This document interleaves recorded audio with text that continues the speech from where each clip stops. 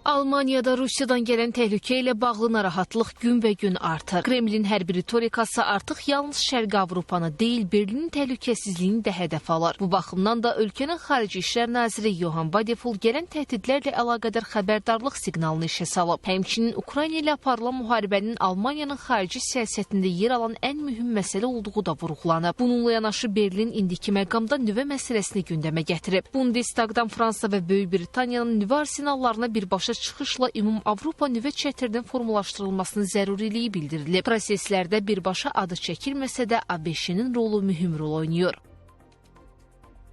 Trump olduğu sürece de Avrupa'nın Rusya'ya bir saldırısı söz konusu değil. Ama Avrupa Trump'ın ya da Amerika'nın bu duruşunu bildiği için kendine has bir ordu oluşturmaya çalışıyor. Almanya bunu aslında Rusya'yı bahane ederek yapmakta. Yani bunun aslında bir talebi var ama bir talebin karşılığı olması için Rusya'yı, Putin'i bahane ederek Putin'in ve Rusya'nın Avrupa için tehdit olduğunu gündeme getirerek bunu yapmaya çalışmakta.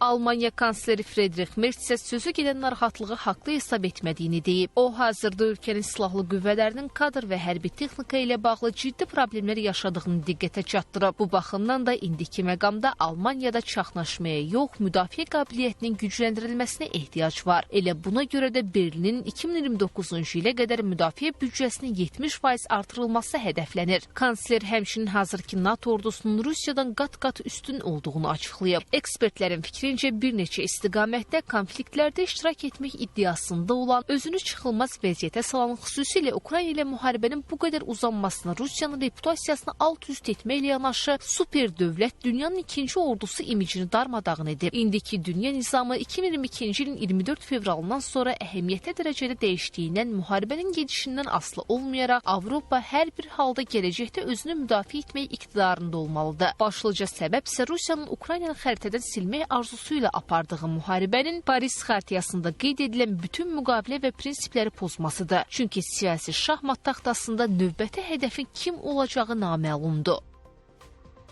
Bu proses hətta Rusiya-Ukrayna müharibəsi bitəndən sonra da davam edəcəkdir.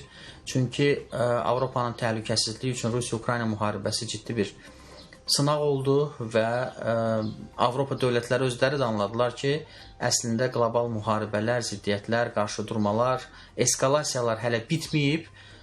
Baxmayaraq ki, Avropa bütün müharibələrin, qlobal ziddiyyətlərin geridə qaldığını və yeni eranın başlandığını zənn edirdilər. İndiki məqamda Rusiyanın aqressiv siyasəti Avropa nizamına əhəmiyyətli təsir göstərir. Bu baxımdan da ölkələr mümkün eskalasiya riskinin qarşısını almaq üçün ortaq mövqedən hərəkət etməyə çalışırlar.